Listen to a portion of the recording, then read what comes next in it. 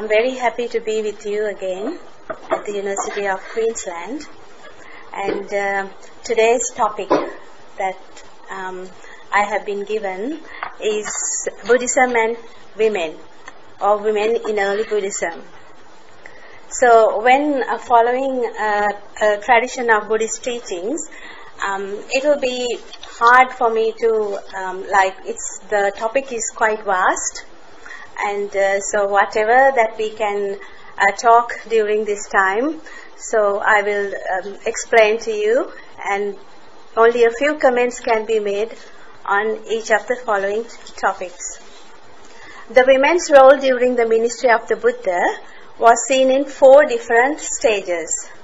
First, as a mother, as a house minister or wife, because the name that the Buddha gave to a wife was Gruhaniya. That's a Sanskrit word, and Gruhaniya means, I couldn't find a similar word in English, but the best I could find was house minister, right? And then it's not housewife though. And an upasika, that's a female lay follower, and a female renouncer as bhikkhuni. So these 4 stages of can be seen in the Buddhist history. So first I would briefly talk about the culture at the time in which Buddhism appeared. Next I will talk about the attitude of the Buddha to the women's role at different phases. How the Buddha placed each woman's role in their designated status, and the prominence each role had given in the Buddhist society. And show a few examples of some of the famous female figures from the past who had contributed enormously to the history of Buddhism, and also point out some research on current issues related to the female monastics.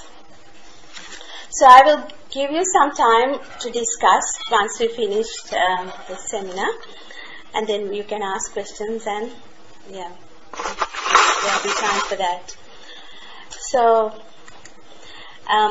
first I'll be talking about the attitude towards women at the time of the Buddha. The main Indian religion during the Buddha's time was designated as Brahmanism and was distinguished as Hinduism as post-Buddhist development. The position of women under Hinduism was well described in the Manusmriti, which is a work of the Dhammasastra literature of India. It's called the Laws of the Manu, and it describes the duties of a woman as follows.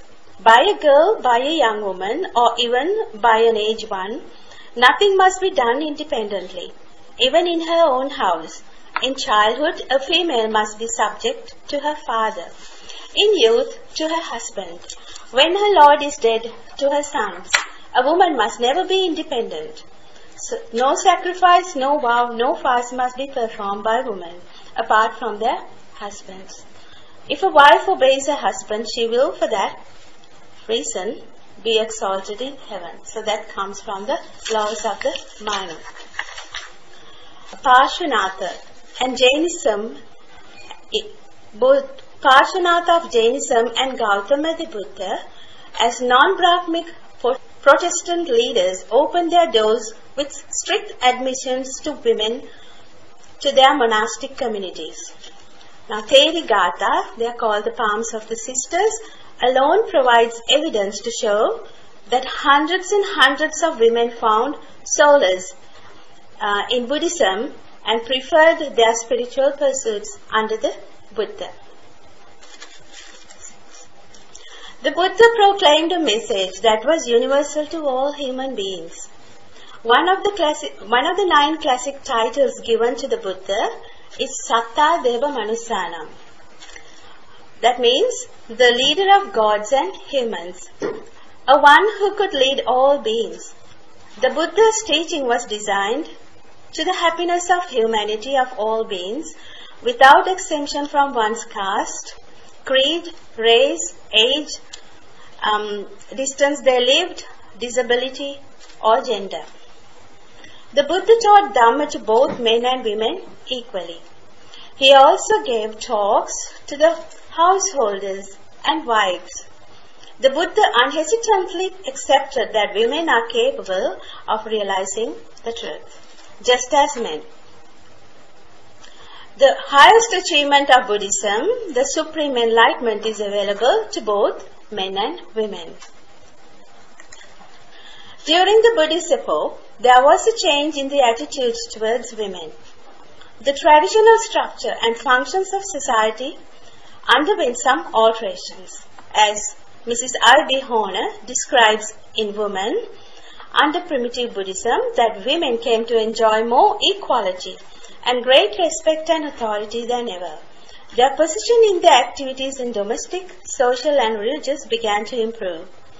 And Anguttara Nikaya shows that as a result of the freedom, the women said to have fine examples in conduct and intelligence. Women no longer became intolerable and degradable.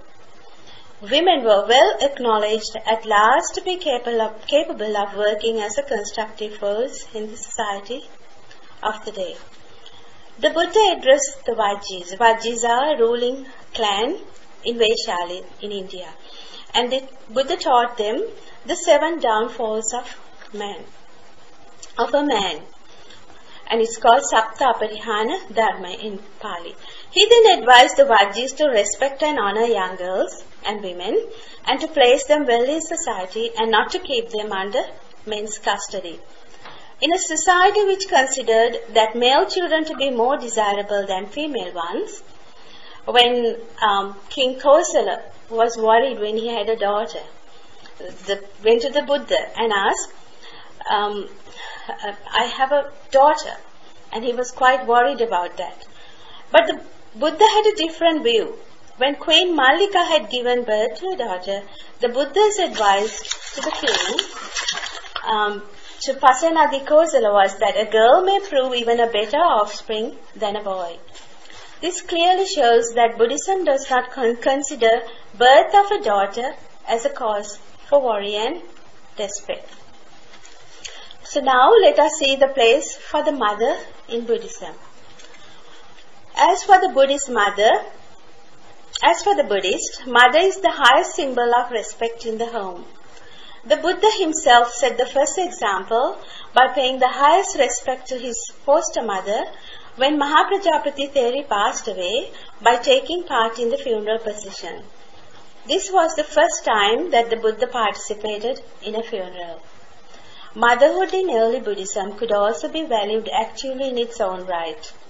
Queen Mahamaya, the mother of the Buddha, Queen Prajapati Gautami, who was his foster mother, Yashodhara, the wife of Prince Siddhartha, are regarded the most valued and respected mother roles in the history of Buddhism. Buddhist teachings value family as the most important human association for the formation and socialization of the infant. The image of the mother as the embodiment of compassion is used a lot. The woman as the mother had always commanded such veneration and gratitude, and her position was unassailable. Women were almost invariably mentioned and listed first in the early Indian literature, Sanskrit, Pali and Jain, and this was after the Buddha attained enlightenment. Sigalovada Sutra in Digha Nikaya deals with the code of conduct for the laity. There are 5 duties parents are to perform towards their children and vice versa. No other leader than the Buddha used highest words to elicit the qualities of the parents. The Buddha declared, Brahmati Mata Pitaro, Pubba Chariyechi Uttare. The parents are Brahma, God, and also our teachers. Brahma is believed to have 4 noble qualities, as in the Brahma Viharas, which is stated in Brahma Vihara Sutra in Anguttara Nikaya. They are also called the 4 divine abodes, namely loving kindness, compassion, appreciating joy, and equanimity. Parents maintain these qualities towards their children throughout all different events of life. from the moment of conception onwards. In the Sigalovada Sutra, Buddha advised his followers to widen these feelings and to apply them all. Similar qualities are elaborated in the Mangala Sutra, which shows Mata Pitu Upattanam Etam Mangalam Uttamam, that helping and supporting the parents is one of the great 38 blessings. The Buddha often used the phrase Mata Mitta Sakedare, treat your mother as a close friend and give a prominent place in the family. In another place, Buddha described parents as the main life supporters, protectors, feeders, and teach you how to enter into the world. One reason for honoring the motherhood in Buddhism is that there are 5 kinds of suffering unique to women. In Majjhima Nikaya and also in Avenika Dukkha Sutra in Matugama Sangyukta describe these as menstruation, pregnancy, childbirth, leaving for her own family to live with her husband and in-laws and to wait upon a man. Now this was said during the Buddhist time because during that time the women didn't go out to work. So most of them worked in the fields either with their husbands, those who couldn't afford to live. So those people with financial difficulties, they went to the fields or they worked in homes. Then they did a sutra that a birth of a child would give support to a mother to get out of the male dominance in her home and move forward in the society. So Buddhist women, so next we are going to talk about Buddhist woman as a wife and a house minister or Gruhaniya. The influence of Buddhism on the place of women in society as a whole in Sri Lanka is demonstrated in both the Deepavamsa and Mahavamsa. Hugh Boyd, visiting the Kandyan court in 1784, remarked, "The Sinhalese women are not merely the slaves and mistresses, but in many companions and friends of husbands." Similar records are available on the position of women in Burma, Thailand, and Tibet, where women participate freely as equals in economic, social, and religious activities of the community. In Buddha's words, a virtuous wife was considered to be one who led the good life. A good laywoman endowed with religious devotion, moral virtue, and liberty as well as wisdom and learning, and is given to charity, makes success of her life in this very existence, according to Samyutta Nikaya. The Sigalovada Sutra in the Digha Nikaya describes the respect that one is expected to give to one's spouse. In 5 ways should a wife, as the Western direction, be respected by a husband: by honoring, not disrespecting, being faithful, sharing authority, and by giving gifts. And the wife so respected reciprocates with compassion in 5 ways: by being well organized, being kindly disposed to the in-laws and household workers, being faithful, looking after the household goods, and being skillful and diligent in all duties. In the statement of Isariya Vogasana, the Buddha meant to hand over the household administration or leadership to the wife. The Ugraha Sutra in the Anguttara Nikaya explains more details about the ideal relationship of the husband and wife in order to keep domestic peace and harmony. Swansa Sutra in the Anguttara Nikaya, the Buddha announces 4 types of marriages and how a husband and wife should keep their relationships and marriage ties together. The best tie of a relationship stated is when the husband and the wife live according to the virtues of a god and goddess. The Buddha reassures Nakula Mata and Nakula Pita that if both the husband and the wife expresses the longing to be together, not only here and now, but in the future state also, Both of them should be in the same level in regard to their belief, their ethical conduct, their generosity and wisdom. In these respects, I.B. Horner in Woman explains that in these respects, therefore, a woman may be equal of a man. In Mallika Sutra, in Sanyutta Nikaya, Queen Mallika, the wife of King Kosala, once asked the Buddha, why some women are beautiful, others plain, some rich, others poor. The Buddha explains that if a woman be ill-tempered and irritable, jealous and slow to give alms, such a one becomes poor and of ill favor. Whenever she may happen to be born, a woman, however, who never becomes angry or agitated, even under the great provocation, and is generous, such a one becomes beautiful, famous, rich. And this is stated in Anguttara Nikaya. Mallika declares her determination for the future to be gentle in temper, never revengeful or harboring a grudge, but always amiable and generous. There were high expectations in the role of a wife. In the list given in the Anguttara Nikaya, the Buddha describes 7 wives when advising the daughter of Anathapindika, Sujata, she was called Sujata, who had been a difficult woman at that time. The Buddha asked which kind of wife she falls into. And it is said that Sujata changed her attitudes from then on.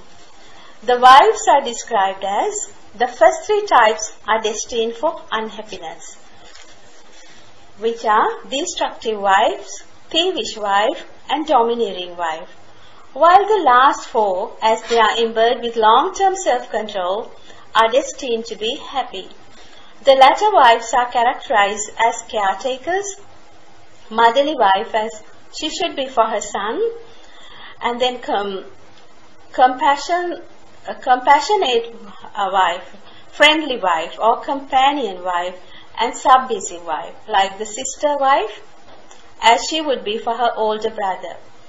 The Buddha endorsed a variety of types of wives within marriage and emphasized the higher virtues, values and conduct that was expected by them in order to keep husband and wife in place.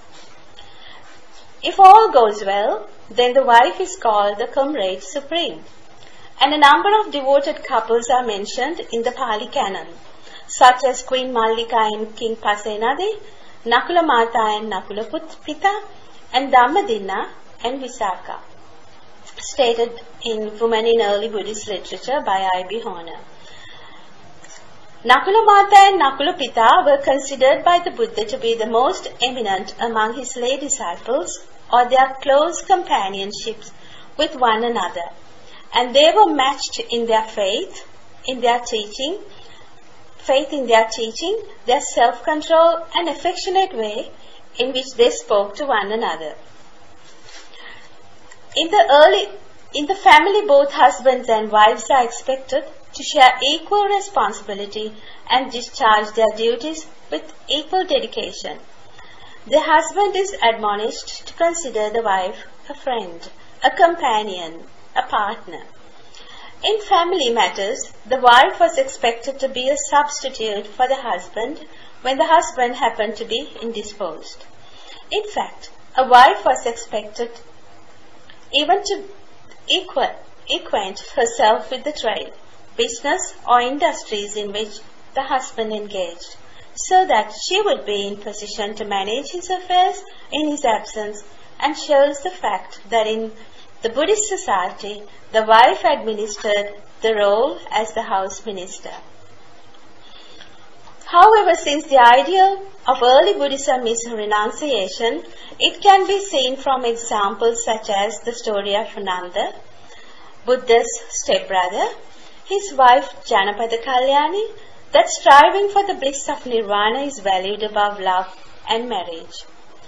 Despite having married her just that day, encouraged by his cousin Buddha, Nanda left his wife to become a bhikkhu in the order of Sangha. In stories like this from the Pali canon shows that nirvana is generally perceived above love. Buddhist women as upasikas.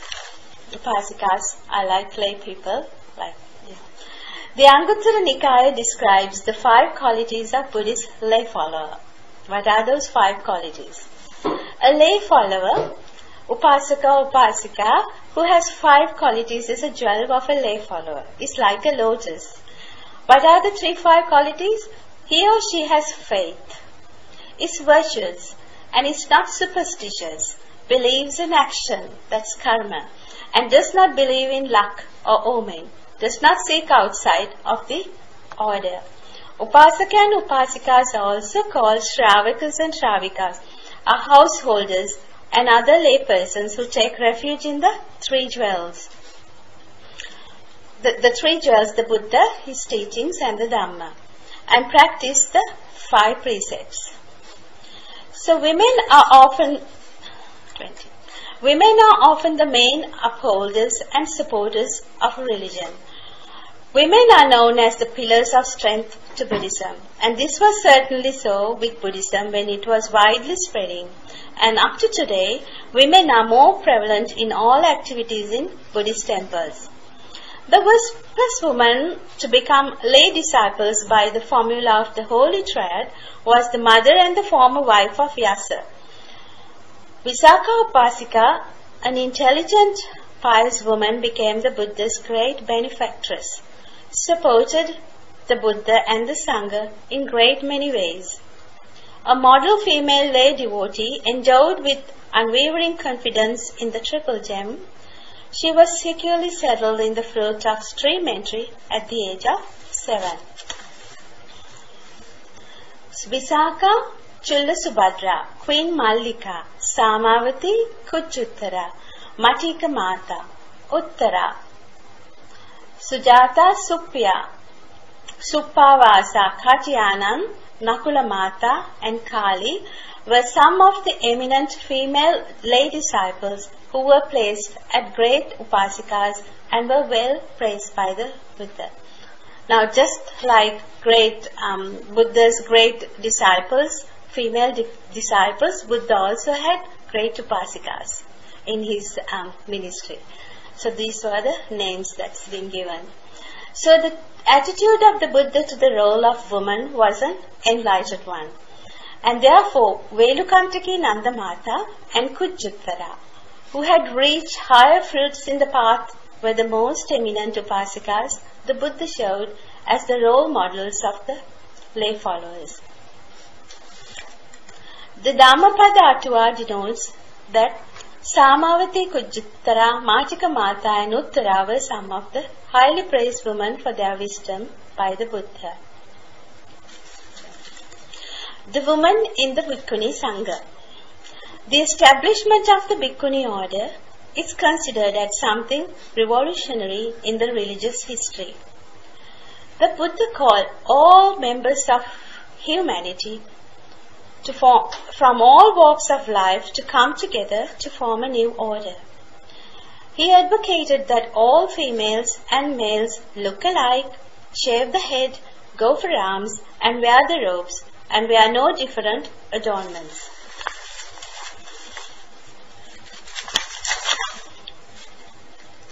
And they had to be followed by, these rules had to be followed by everyone, declaring that a member of either gender is equally capable of achieving the highest spiritual attainments. The Buddha gave similar positions to both genders of the outstanding achievers in the Sangha community, naming them Agra Mahashravikas and Shravakas. The Buddha concedes to Venerable Ananda that women having taken to the life of Pabbajja, which is ordination in Buddhism, are capable of attaining the higher fruits of religious life as far as arahatship. And these, it was stated in Anguttara Nikaya, and these considerations would have weighted heavy in the mind of the Buddha. But in the interest of the collective good of the institution of Brahmacharya, which was the core of the religion, women had to make certain sacrifices, surrendering at times to their legitimate rights. This was evident from the 8 conditions under which the Buddha granted them permission to enter the order.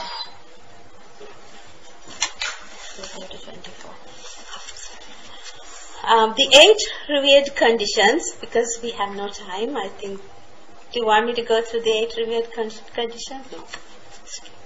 The 8 revered conditions have been the focus of much debate between scholars and between practitioners because of its conditions association with the subordination of nuns to monks in Buddhism.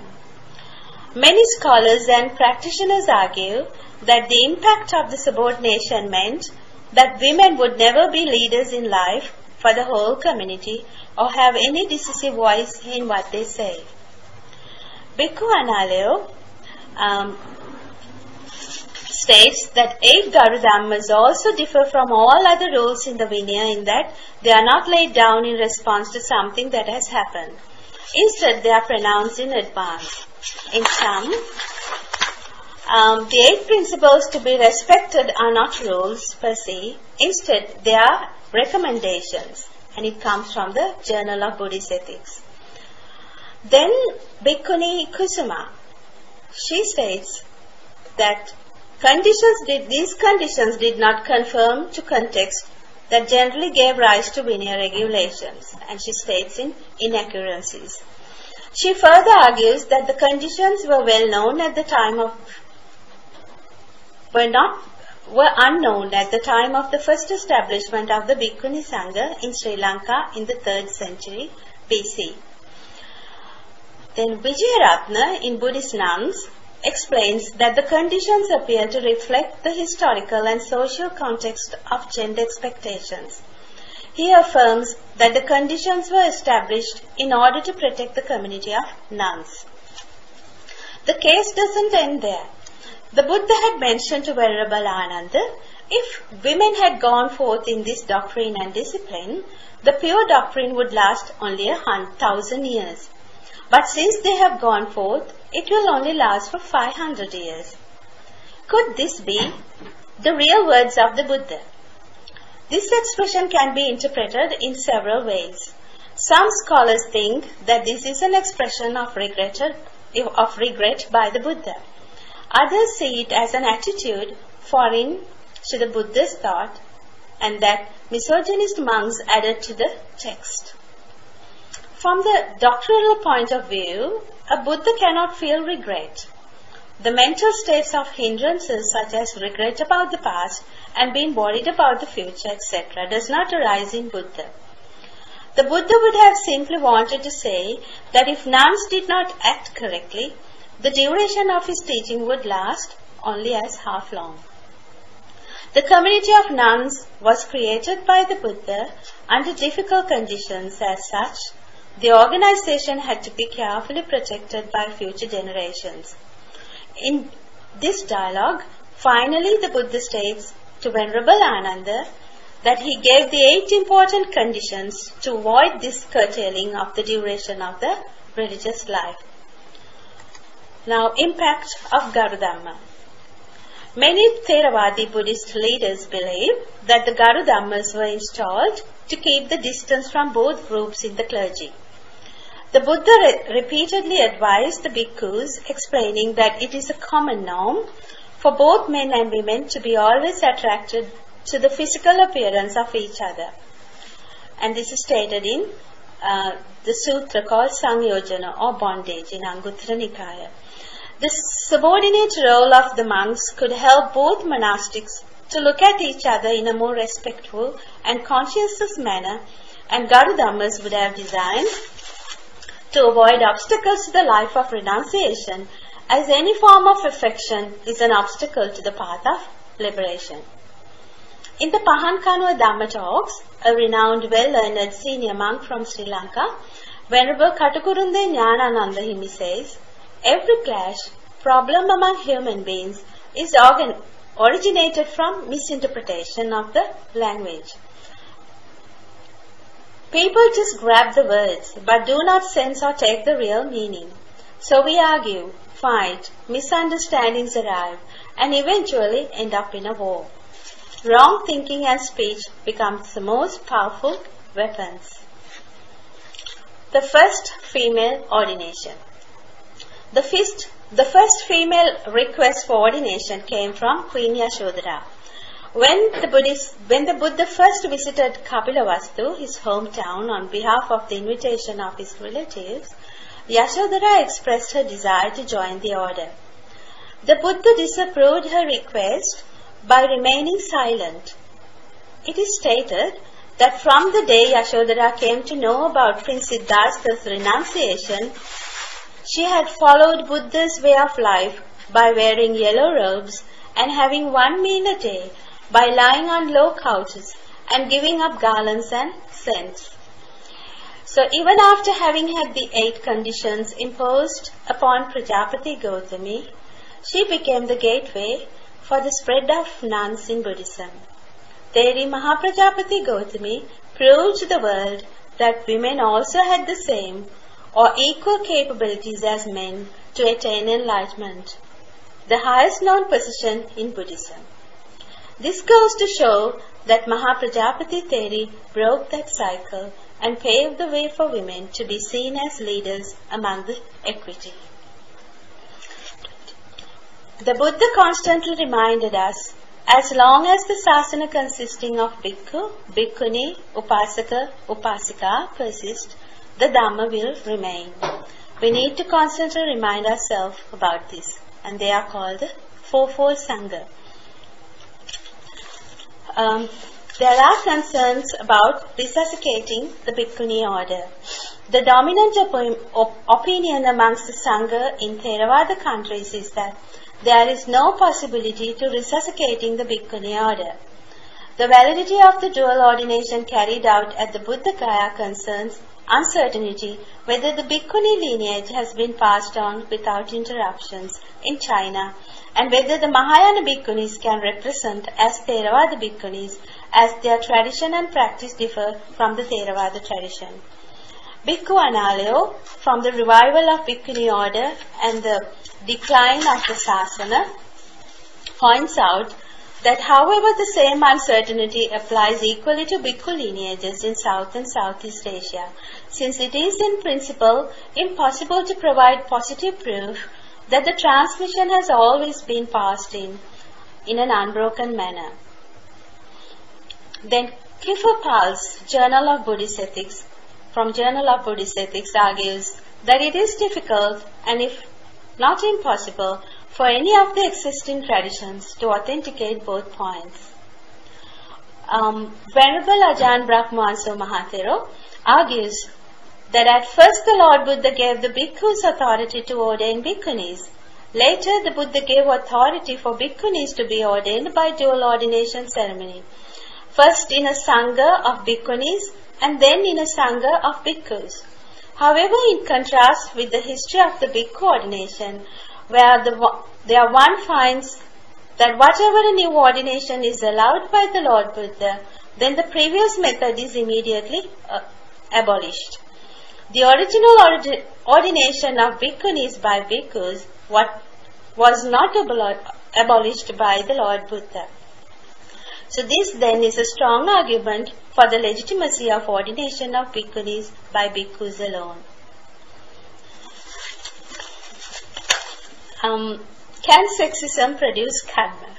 That's a bit controversial one. Okay. Because of the male supremacy endemic to Buddhism, the karma of sexism is healthy and strong in certain countries, such as Sri Lanka, Burma, Thailand, Vietnam, Laos, and Cambodia. Only some communities in Sri Lanka ordain women. Elsewhere in Southeast, ordination of women is illegal. Nuns in Southeast Asian countries are neglected and ill-served by their tradition. Many do not get prerequisites to survive, and because of their inferiority, low status. And this has led to use money to attend to their requisites, which is against the monastic discipline. We cannot generalize that all Theravada monks are against supporting female renouncers. At present, there are very compassionate and progressive monks and Nayaka Theros to be found amongst the Theravada tradition. Then there are 10 precept Silmatas. It is worthwhile to mention that there is a considerable number of Sri Lankan 10 precept Silmatas who have kept their tradition for the last 100 years. They are well-educated, experienced and disciplined nuns with more than 25 to 50 years in ordination who give meditation instructions and attend to Buddhist teachings in certain centers. There are clashes between both groups when junior bhikkhunis try to show that they are superior to them or vice versa. Bhikkhu Analeo in Journal of Buddhist Ethics points out good statement that a substantial number prefer to remain in their present settings. One problem is that their whole social relationship network with other nuns is based on the principle of seniority, which on taking bhikkhuni ordination will have to be restructured according to seniority in high ordination. According to Anguttara Nikaya, the Buddha expected his Sangha community to be competent, have self-confidence, be well-learned, be upholders of the Dhamma, practitioners of the Dhamma, be followers of the Dhamma, and illuminate the community. Whether they be bhikkhunis or silmatas, there is an urgent necessity to educate and support the female renouncers who are already in the order, who wishes to enter the order to leave the worldly life. The need of a recognition and involvement of the senior Buddhist authorities, the government bodies and the wider community is vital in promoting peace and harmony. This could enhance the inferiority status of the women and foster self-esteem among those female followers that could speed up their spiritual development and attainments. They should be provided with opportunities to take leadership roles that would benefit the wider society at large, without being desperate, keeping in subordinate conditions or in inferior situations. When these conditions are supported and met, more educated, visionary and enlightened nuns could be visioned in the female Sangha community. His Holiness the Dalai Lama contributes greatly to the empowering of women. He speaks at the Lions Club at Dharmashala in India, claiming that education alone is not sufficient. Educating only the brain is not enough. Education of warm-heartedness is important. Women should take an active role in the peacemaking. Empowerment of women is very important. I give my full support. I always feel for other people. 21st century is a century for dialogue. Proper way to build peace is we must make an effort to solve peace through meaningful dialogue and paying respect to others' interests. At present, there is ample opportunity for the women to be engaged in the Buddhist practice as upasikas. The enlightenment can come within upasikas as well, and there are no restrictions to it if one is ambitious. However, renunciation allows one to get away from the worldly life to enjoy the freedom and speed up the attainments to reach high goals in the spiritual path. When a female follower attains the fruit of arahatship, she automatically becomes a theri or bhikkhuni. When the lay disciples Bahya Daruchirya and the minister Santati became arahants and passed away, the Buddha announced them as bhikkhu samana. So one is called Sangha when anyone in the fourfold Sangha attains the Noble Eightfold Path, irrespective of the gender. Now I will be discussing about the community of nuns of the old. The community of nuns of the old continued to prosper for many centuries. According to Anguttara Nikaya, it records a list of famous nuns who were fully awakened Buddhist nuns and leading female disciples. They were well known and profound in different domains, thus assisted the ministry of the Buddha in the elimination of the Dhamma. For example, Mahaprajapati Theri, the chief of the Bhikkhuni order, broke the cycle and paved the way for women to be seen as leaders along with equity. Kema and Uppalavanna Theris became the two chief nuns of the Buddha. Theri Kema was the foremost among the nuns who possessed great wisdom, and Theri Uppalavanna became the highest bhikkhuni amongst all, who performed miracles using the astral body. Theri Bhaddakachayana Yashodhara was foremost among the nuns who attained supernormal knowledge. Theri Patachara was foremost among the other nuns with regard to knowledge on the code of discipline. And Theri Nanda was foremost among the nuns who developed their mind. Theri Sona was foremost in right effort. Bhadra Kapilani Theri was foremost in the ability to recollect past lives. Theri Sigalaka Mata was almost among the ones in faith. Theri Kisa Gautami had the ability to wear rough robes.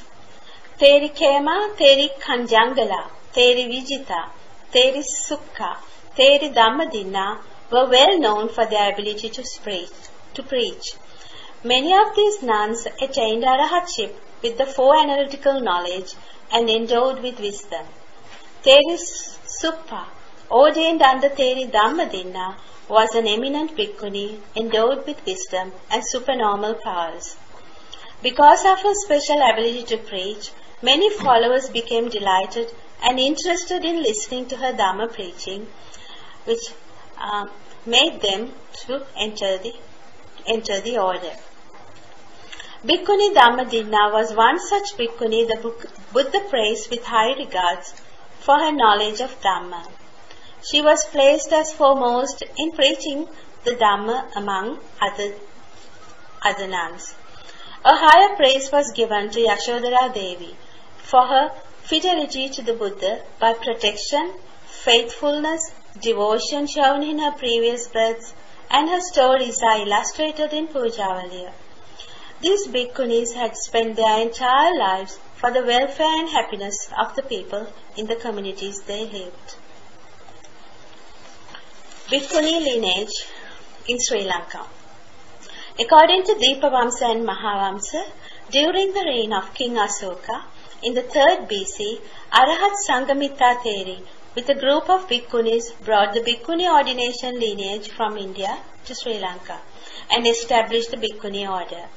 Deepavamsa states, Theri Sanghamitta was learned and wise and was endowed with her 6 supernatural faculties. Prince Aritya, together with the 500 high-born illustrious virgins at the royal court, those companions who surrounded Queen Anula, were free from passion and stayed fast. All received the Pabbajja ordination, and all these persons attained arahatship and full perfection in the doctrine of Jina. The Buddhist female leaders like Vihara Mahadevi, Soma Devi, Sugala Devi, Ahalepula Kumari Hami appeared in Sri Lanka because of her great sacrifice, unflagging devotion, unassuming courage she gave for the moral, intellectual and spiritual upliftment for the well-being and happiness of the people and the womanfold of Sri Lanka. Arahat Theri Sanghamitta was a true spiritual successor of Prajapati Gautami, Yashodhara, Dhammadinna and thousands of other Arahat Theris, such as the community of nuns of the old, continued to prosper for many centuries. It took well over 500 years and appears to have disappeared at some time around the 11th century due to political disruptions and various invasions. Entire monastic community in India and Sri Lanka had disappeared. Only the Bhikkhu order was re-established from Burma. Even though the Bhikkhuni lineage disappeared due to political and social infractions, the Bhikkhu lineage survived Sri Lanka during the 1st century. The Theravada leading Bhikkhus preserved the Dhamma discoursed by the Buddha and scripted them on ola leaves, which was previously being preserved by memory. This important event decided the future of the Theravada Buddhism. As Buddhists, We owe them our deepest gratitude. To conclude this program, let us look at each role nominated to the woman by the Buddha. Each woman's role during the ministry of the Buddha was seen as a mother, a wife, a housewife, as upasika, and a bhikkhuni. These roles were well discussed and documented. The Buddha gave the highest embodiment of respect to the mother. Then he placed the wife in the leadership role and requested her to develop the Buddhist virtues by recognizing that those values and virtues persisted in a mother has the potential to change the home environment to a virtuous family life. For example, Buddha's great eminent female lay followers like Visakha and Chulla Subhadra married husbands from other religious traditions. They were both convinced by Visakha and Chulla Subhadra's behavior and moral conduct and led their families and later both husbands to become pious Buddhists. Later Visakha was called Migara Mata, meaning Migara, the father-in-law's mother. Queen Mallika was another female disciple who encouraged and supported her husband King Kosala to live by the virtues.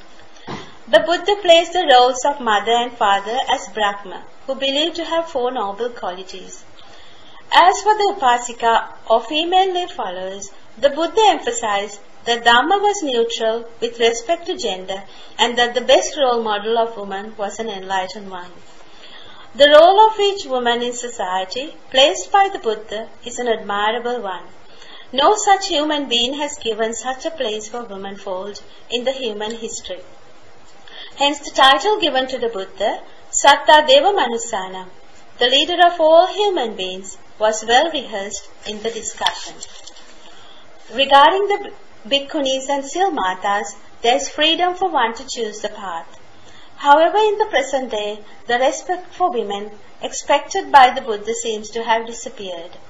The values and the respect that reciprocals each other as human beings also appear to be declining. The position of the Bhikkhuni Sangha, such as the approval of a higher order, remains unresolved and unsupported, and as such, the decision remains with the senior Mahasangha. If such consideration is granted through kindness and compassion, it could resolve human rights in the modern day we live and could positively support to the elimination of the inferiority low status of the female monastics. For the past 2,600 years, we have been reading, writing, and appreciating the works of the nuns who lived in the past. In a country like Sri Lanka, where so many enlightened beings flourished, the Bhikkhuni order declined. This is enough to show our negligence that is coming from our communities. Empowering women, empowering and improving the conditions of the female Sangha communities was felt important to improve their inferior subordinate low status. We have not heard of a recently enlightened nun other than Ma Chika from Thailand, but the stories of the bhikkhus have been many. Whether this debate should take another 2,500 years is not known. The doctrine of the Buddhist teachings emerged through meditation activities are important conditions towards the attainment of the fruits of the path. Merely teaching the previous system of education does not seem to pave the way to enlightenment. Once those supportive conditions are met, in future we will see skilled and disciplined, educated and cultured, visionary and enlightened female monastics who will live by the teachings of the Buddha and be an excellent example for generations to come. Undoubtedly, such a group will be a beacon of inspiration for other females to follow the path of the Buddha, as the Buddha investigated. Then we can see visioned and enlightened female monastics who can contribute to the society and to the history of the 21st century. To conclude, let this Dhamma propagation be a tribute to my Dhamma teachers and the lay supporters who diligently inspired and reinforced me to develop the path to Nirvana.